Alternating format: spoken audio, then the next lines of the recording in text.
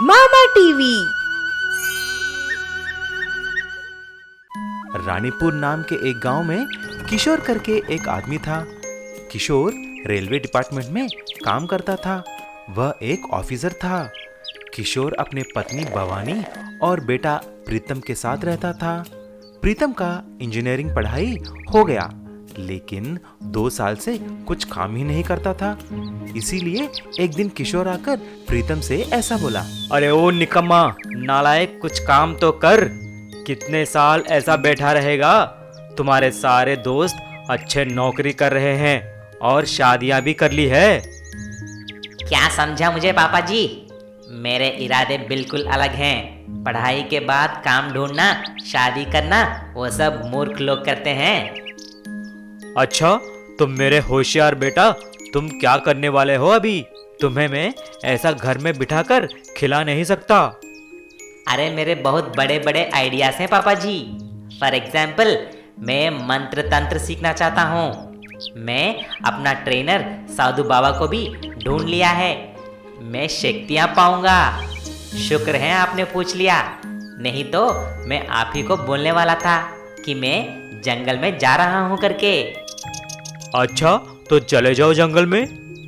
ऐसा बोलकर प्रीतम वहां से उठकर बाहर चला जाता है।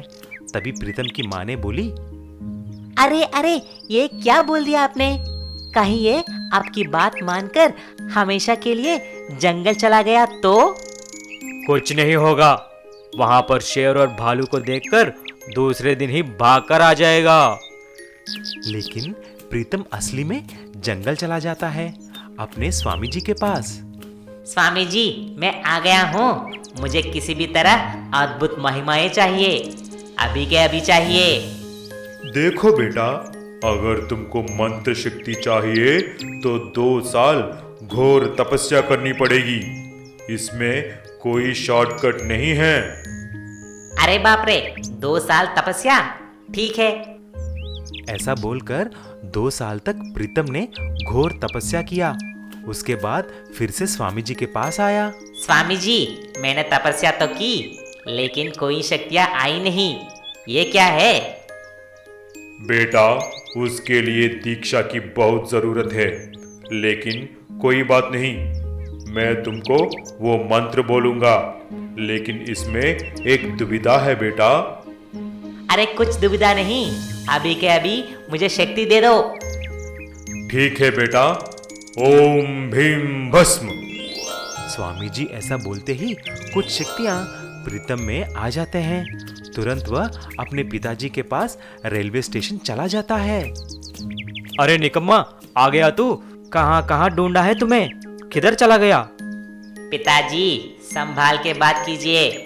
मैं अभी शक्तिशाली हूँ, मंत्र तंत्र सीख लिया है। आप बोलो तो उन दोनों ट्रेन को हवा में उड़ा सकता हूँ। जरूर महाशय, दिखाइए जरा, मैं भी देखूं मेरा बेटा कितना कमाल का हो गया है। ओम भीम भस्म। ऐसा बोलते ही वहां पर जितने भी ट्रेन थे हवा में उड़कर ऊपर चले गए। किशोर हैरान हो जाता है, लेकिन कुछ ही देर में थोड़े दूर जाते ही धड़ाम करके सारे ट्रेन नीचे गिर गए। सारे ट्रेन टूटकर टुकड़े टुकड़े हो जाते हैं। सब लोग और किशोर चौंक कर देखने लगे। तभी स्वामी जी प्रत्यक्ष हो जाते हैं।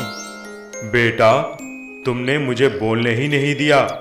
अगर तुम तुम्हारी शक्तियां सबके सामने दिखाएगा तो शक्ति काम नहीं करेगा।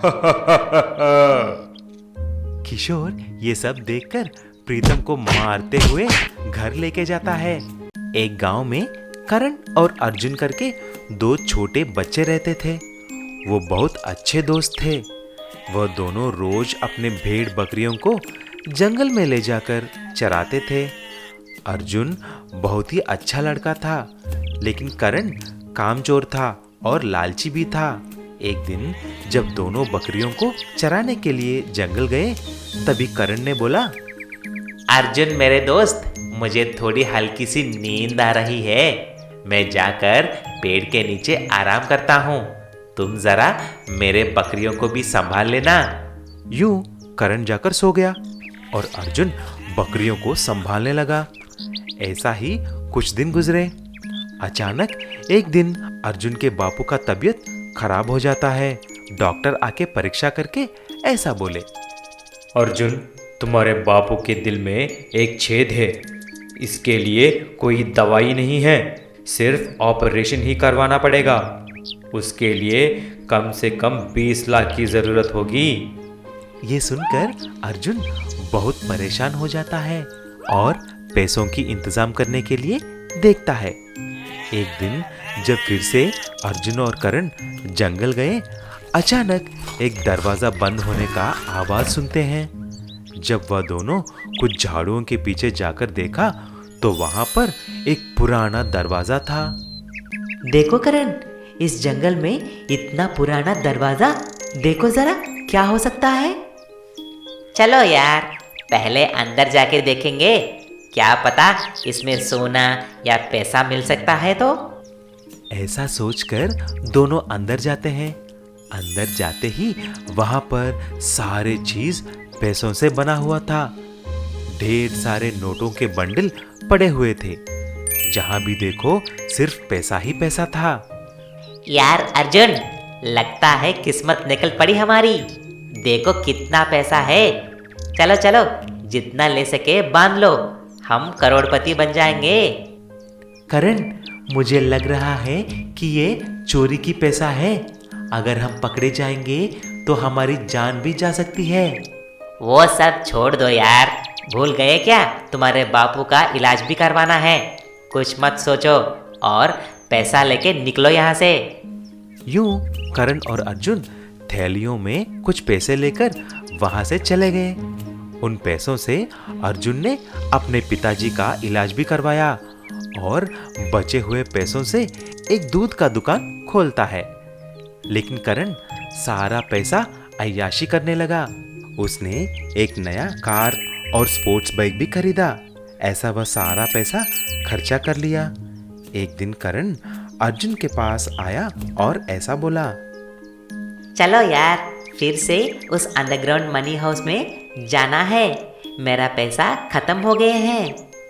यार मैं नहीं आऊंगा, वो चोर हमको पकड़ने के लिए देखते ही होंगे, बहुत खतरा है। अर्जुन के बात करण ने नहीं सुना और मनी हाउस में चला गया। उसका पीछा करते हुए अर्जुन भी जाता है। तभी अर्जुन ने देखा कि डाकू मंगल सिंह और उसके आदमी करण को अंदर पकड़ लेते हैं।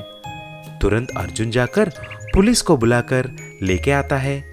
पुलिस उस मनी हाउस के अंदर जाकर मंगल सिंह और उसके डाकुओं को गिरफ्तार कर लेते हैं।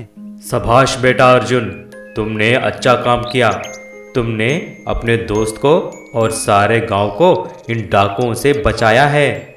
राज सिंह सेठ जी शिवपुर नाम के गांव में बड़ा व्यापारी थे। वह सब लोगों को खेती करने के लिए पैसे उधार देते थे। वह बहुत अच्छा आदमी था, किसी को पैसों के लिए तंग नहीं करता था। उसी गांव का रहने वाला विक्रम उसके बीवी और बेटे के साथ रहता था। उसके पास जमीन था, लेकिन बारिश ना होने की वजह से खेती बाड़ी नहीं हो पाती थी। एक दिन उसकी बीवी ने बोली, अजी आप उदास मत रहो, हम कुछ न कुछ हल निकालेंगे। मैं जाकर किसी घर में काम कर लूंगी। तुम्हें पता नहीं पारो, अपने बीवी बच्चों को 2 वक्त का खाना नहीं दे पा रहा हूँ। इसका मुझे कितना दुख है। अरे आप ऐसा मत बोलिए जी, खेती नहीं तो सही कुछ और काम ढूंढ लेना। मैं जाकर राजा सिंह के यहाँ कुछ काम के लिए पूछता हूँ। ऐसा वह राजा सिंह सेठ के पास गया। सेठ जी, अब मुझे ये खेती वेती कुछ नहीं करनी, मुझे कुछ और काम है तो बोलिए।